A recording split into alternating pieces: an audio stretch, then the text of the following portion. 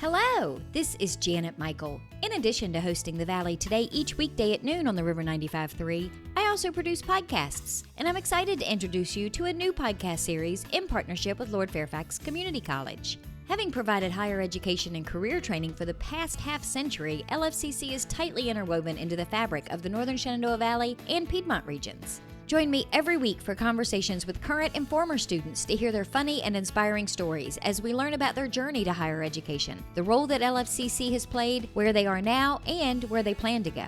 We'll also talk to current and former professors about their experiences and best memories of LFCC over the past 50 years. Get every single episode as they're released on our website at theriver953.com under the podcast tab, or you can subscribe for free in Apple Podcast, Google Podcast, on Spotify, Amazon Music, wherever you listen to podcasts. Just search for LFCC Stories.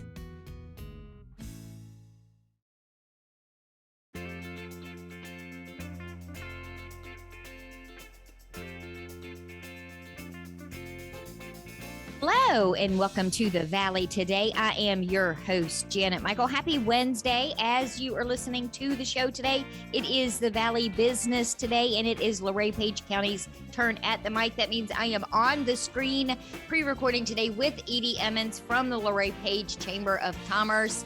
Edie, I haven't seen you in literally a whole month. How are you doing? I am good. Yeah, it's been a while. I've missed you.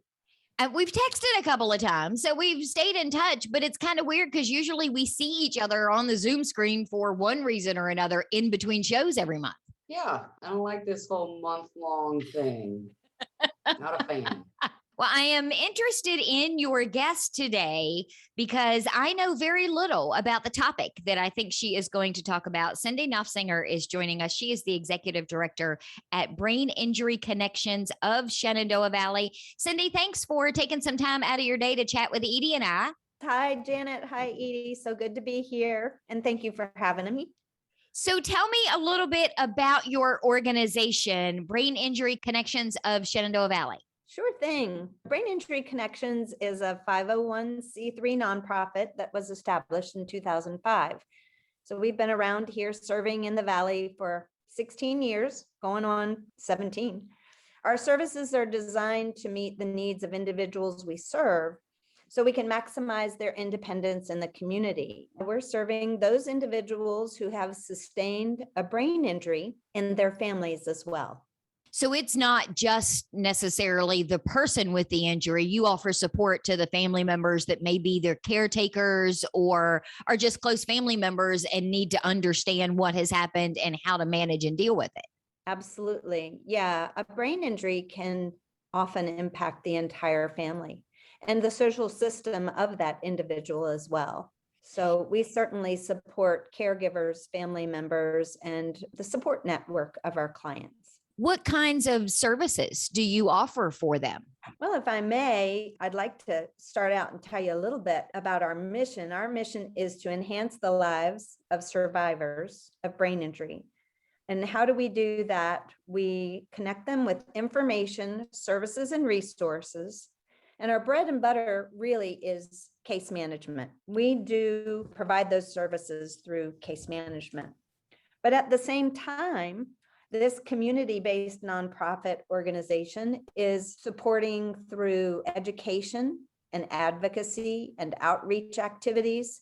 Also, we provide support groups for, again, our clients and their caregivers and family members. We have a multi-county region that we serve, not only the Page and Shenandoah County areas, but 5 others as far south as Rockbridge and over to Bath and Highland, Augusta, and Rockingham, and all the cities that lie within. So we have quite a large footprint that we serve. And how do people find out about you? Do they get a referral after they've had some sort of injury like this, maybe from their doctors? How do people get in touch with you to learn about the resources and the case management options that are available? You know, Janet, what we have experienced here is occasionally, immediately after a trauma or a brain injury, family members will get our information on discharge. But a lot of times we're resilient people and we think that we'll get through this And often it is later, a few weeks later, a few months later, sometimes a few years later, that family and friends realize that some of these consequences are lingering, and we really do need support in figuring out how to manage needs best, whether that's a desire to get back to school, back to volunteerism, back to work, just what's the best pathway forward to do that. And that's where our case managers support our clients in setting goals that they can achieve and move forward to what they hope is a return to a more normal life. And I would assume that brain injuries run the gamut. I'm sure there are some that can be short term that are fully recoverable, but then there are others that take a little longer and some that you just don't fully ever recover from. 100%. There are a variety of brain injuries, anything from, and many people don't know that a concussion is a brain injury. So you can have a mild concussion, a student or an athlete, an adult who experiences the concussion can still have consequences from that bump on the head. Used to be almost a badge of courage if an athlete had their bell rung, right? And yet now education has provided for us so much more information on how to prevent further concussions. Once you've had one, you're more likely to get another. And actually that goes for any brain injury really. But concussions, yes, are a brain injury. You might have a mild one. Then we've got strokes. A lot of folks don't know that stroke is a brain injury. And then of course, we've got acquired brain injuries, traumatic brain injuries. Traumatic brain injury is sustained through an external force. Car accident, something along those lines. Or a slip and fall is probably the most common way that folks sustain a brain injury. An acquired brain injury is something where it's not an external impact, and that often happens after birth. And it might be related to alcohol or drug use, disease such as Alzheimer's, cancer, MS, and also anoxia or lack of oxygen through drowning. And you're right. I had no idea. I would never have thought that a concussion is something that would be considered a brain injury. And I remember when my son, who's now 27, played baseball in high school, they had just started a program where they were doing, is it the MRI or a CAT scan? I can't remember which one they do, but they were doing those on the kids prior to the season so that if a concussion happened during the season, they had a base to be able to gauge whether or not there had been any lasting damage or if something more serious had happened over the course of one concussion or more than one concussions. But never would that have occurred to me that that would be a brain injury. Yeah, absolutely. And one of the things that we try to do here at Brain Injury Connections is to get into the school systems, to work with the athletic trainers and the athletic directors to just inform athletes, families on what concussion symptoms are, how to alleviate some of the symptoms, and also the protocol for recovery. Is there an age range of clients that you serve? You mentioned earlier that it could happen at any age. You could be even potentially be born with a brain injury. Do you have an age range of people that you serve? We serve folks of all ages. We have a pediatric program. We do serve children, and we actually define pediatric clients as someone who's 22 years of age and younger, but still in the school system. Because if we have a client perhaps who sustained a brain injury at age 8, and it was a significant one, you can imagine that they're going to be with us for a long time. And they're going to be in the school system often longer than traditionally to age 18. So we extend the definition of pediatrics beyond age 18. And then of course, we have a geriatric program so that we are serving, again, folks who've experienced brain injury through a slip and fall. That's common in elderly with balance issues, right? As we get older, we have some balance issues, sometimes visual concerns that can have us trip over the edge of a rug, or over a door sill or down steps. Unfortunately, falls are the most common way that we sustain brain injuries. And so certainly brain injuries occur at any age. It doesn't matter what age or gender, it's race, it's everyone, right? Anyone and everyone is susceptible. And that's one of the things that's scary about it, because you could be a healthy 26-year-old who has a fall for whatever reason, or is in a car accident, or develops maybe even a brain tumor. Is that something that you guys would help with as well?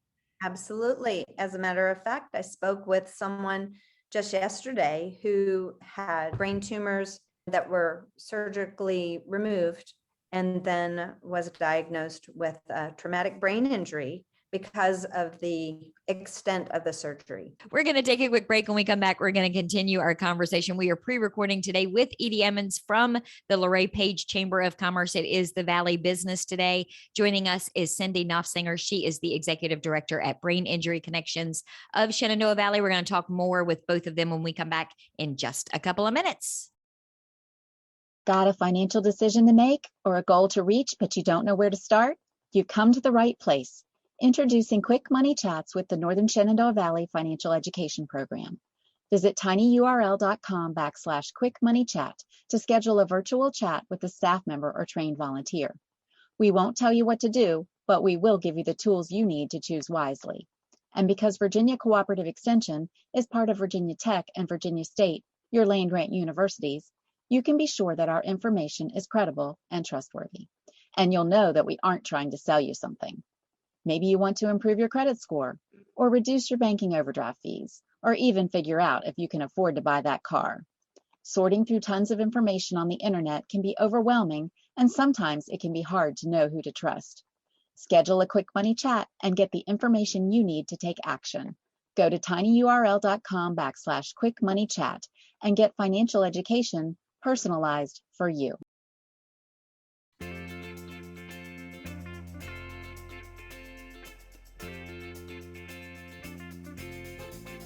Welcome back to the Valley today. I am your host, Janet Michael. Happy Wednesday. As you are listening to the show today, it is the Valley Business Today, Luray Page County edition. Edie Emmons is joining me for our pre-recorded conversation. Edie is with the Luray Page County Chamber of Commerce. We are chatting today with Cindy Knopfsinger. She is the Executive Director at the Brain Injury Connections of Shenandoah Valley.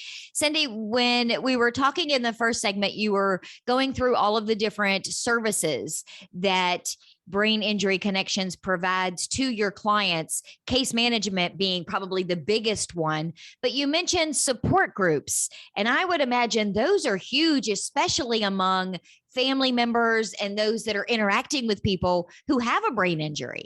Oh, absolutely. I am really proud, Janet and Edie, of the support groups that we offer our clients and again, caregivers. Isolation is a common problem after brain injury. When a person experiences a brain injury, often their ability to communicate with others, speaking and understanding is difficult with those communication processes. And sometimes there are behavior or personality changes, maybe an increase in anger or depression that makes it harder for folks to be around other people too. An increase in sensitivity to light or loud noises, lots of activity that can provide a lot of confusion for somebody with a brain injury. But Brain Injury Connections hosts a monthly support group, and that serves to bolster community integration and provide some recreational opportunities for our clients too. During COVID, we really care for our clients and we wanted to keep our eyes on them. Everything shut down. We never closed our doors. We didn't stop our operations, but we couldn't have those in-person meetings with very vulnerable clients who often have comorbidities, and we had to be sensitive to that. So in an effort to keep our eyes on our clients and to make sure that we were staying connected with them, we upped the number of support groups that we provided. Instead of once a month, we went to twice a week. Wow. So that's an 8-fold increase in the contacts we had with our clients. Tuesdays were just to check in. We wanted to make sure everybody was doing well. Did they have any concerns? We could provide information to them about vaccinations, virus, encourage them to stay healthy and to wear their masks and stay indoors and distanced, just for their health, to promote health and awareness. But then on Thursdays, we offered things like chair yoga that could be done virtually. We provided music therapy, art therapy. There was some Zen doodling that happened, and our clients really engaged. It was an anxious time for all of us, right? And we all needed to learn a little bit about stress management and anxiety management.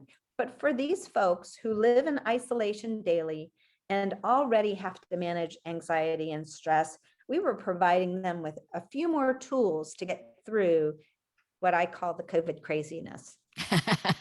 Now, will you continue some of that online even after we get to the other side of this? And I've learned in the last couple of weeks talking with some of my Valley Health professionals, we are not out of this yet. As I had been mentioning earlier, we are still in the middle of this pandemic. But when we get to the other side of it, will you still continue to utilize things like Zoom for support groups or those kinds of things? We absolutely will, Janet, because if nothing else, we all got operations converted in new ways and realized that there are different ways to deliver services. And sometimes a telehealth option or a virtual option is an even better way to deliver for some of our clients.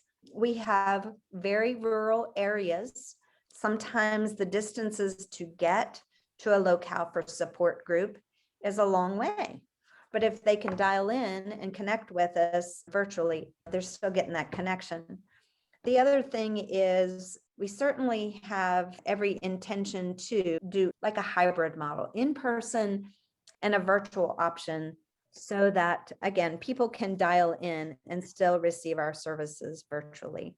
And I would guess too, mobility plays a role, because some people with a traumatic brain injury or a brain injury of any kind, they may be relearning how to walk. It may be more complicated for them to get to a car or have someone help them into a car to take them somewhere. So this online option keeps them from being isolated, like you mentioned earlier. Yeah, you're right. Actually, transportation can be a common barrier for accessing in-person services. Like you said, we are fortunate that here in Harrisonburg, we have paratransit systems that can help folks with wheelchairs and that sort of thing to get here. But yeah, if we have a client or a caregiver that's experiencing maybe a health complication where they really shouldn't be in person, or perhaps a consequence of their brain injury is a challenge in driving, then virtual certainly fits the bill. Now, you said at the top of the show that you are Brain Injury Connections is a 501c3 nonprofit. Is there a fee for these services and this case management, or is that at no charge to the people who come to you? Yeah, Janet, our services are completely free. We do that because we want access for all.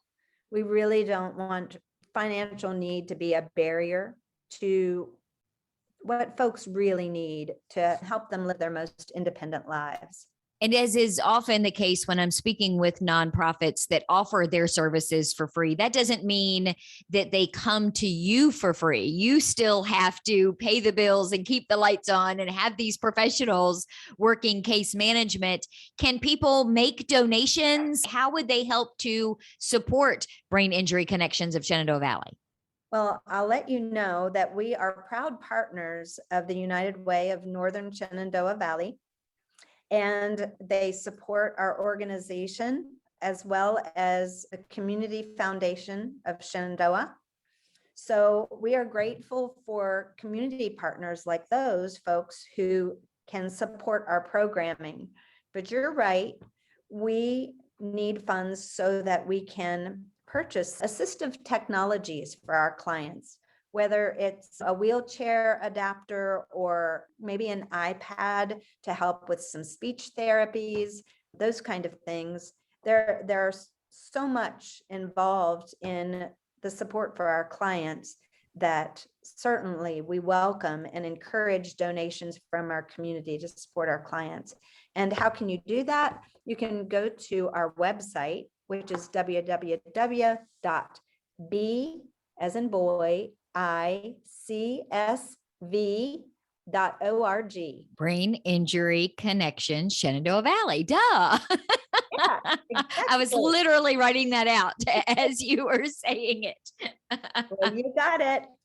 And I know we chatted during the break that unless you're having an event, which you have some that we're keeping our fingers crossed for spring, and we'll have you back to talk about those. Volunteers aren't really something that you need, other than people who maybe are listening to the show today to tell other people about your organization and that it exists, and send them to your website so that you can help more people that may not even know that you're there and what you can offer for them.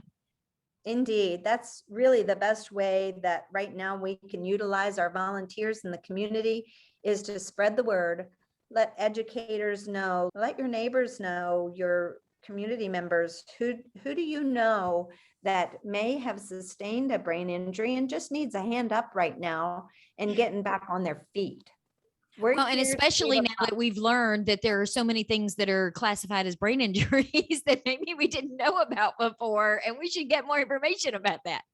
It's surprising, right? And go into our website too. You can communicate with us. You can find our contact information, emails, and phone numbers. If you know someone who needs our support, if you need support, reach out to us. We'd be happy to help. We take folks on at a consultation level. Sometimes we just talk with them once, or maybe a week or two, or a couple months. And others, we have a long relationship with many of our clients who still need us after 8 to 10 years. Certainly, we just want folks to know we're here for them and ready to help in any way that we can. Now, is your organization on social media? Yes, we sure are. You can find us on Facebook, Brain Injury Connections of the Shenandoah Valley, and also on Instagram. Awesome. And there, I would encourage you to just take a look, because you can get a window into all of the great activities we've been doing with support group. My goodness, we tie-dyed recently with our clients. We've had some legislative policy moves connected with our organization and changing policy as of July 1st, 2020. We worked with a local delegate. That legislation impacted across Commonwealth, so that crisis intervention teams now are required to have a brain injury component, and we provide brain injury training to first responders so that they know whenever they're approaching someone out in the community that may have symptoms of a brain injury, to approach differently, cautiously, kindly, gently. Which is incredibly helpful. I love that you got that legislation passed. Yeah, it's been wonderful. And we've heard such positive impacts already in the last year of that. So Edie, I think we need to crash some of these support groups, because I was scribbled down Zen doodling and now she's talking tie-dye. I think we should crash some of these support groups so we can enjoy some of this cool stuff that they offer. Absolutely. I like doing fun stuff. Who doesn't? Well, speaking of Edie doing fun stuff, you've got something really cool that's coming up tomorrow evening that's going to be fun, isn't it? No, it's going to be weird. No, we actually are going to be talking with Janet again tomorrow for our business seminar. They're bi-monthly events, and this month we actually are going to be on Facebook talking with Shaper members about how we can help them. Stuff that they want to know, marketing, social media, We're trying to figure out what people need to know now. COVID changed a lot of things. Cindy even touched on this. COVID changed how we do a lot of things, and a lot of businesses had to learn some new things, some things they thought they didn't need to know that now they're learning they probably should have. So I think this is going to be fun. We have an event created on the Chamber's Facebook page and on my Java Media Facebook page, and people can just log into that event. And you and I are going to be live on there reading comments, asking people, hey, what kind of classes do you want to learn about? Do you want to do them in person? Do you want to do them online? Do you want to do them in the mornings or in the evenings? Do you want to do like a boot camp where we do a half day or a day long thing? So we thought it might be more fun to do it this way and interact with people in real time than sending out a survey. Because like I said, we like to do fun stuff. Right. And since it's from the privacy of their own homes, they can pour themselves a glass of wine. They can have a cold one sitting next to them. I'll probably still be drinking coffee because that's just who I am and what I do. But I hope we have a lot of people show up. I think it's going to be fun. Yes, I'm excited for this one. And then you guys have a ribbon cutting later this week. We do. On Friday, we have the ribbon cutting for the Page Co-op Farm Bureau's 100th anniversary. So what time is the ribbon cutting? The ribbon cutting will be at 11 a.m. at 127 Big Oak Road, Luray. Other events, other things going on with the chamber, where do people go to stay in the know? You can go to our Facebook page, Luray Page County Chamber of Commerce, or you can go to our website, visit luraypage.com, and go to the monthly calendar. We have our events as well as community events that are going on each month. Cindy, thank you so much for meeting up with us today to have this conversation. I have learned a lot about brain injuries and am glad to know that Brain Injury Connections of Shenandoah Valley is out there to support people. Thank you so much for giving us the opportunity to share with you all today. It's been a pleasure. I will be back tomorrow. I will have a brand new episode of The Valley Today ready to go for you just a few minutes after noon. So meet me here then.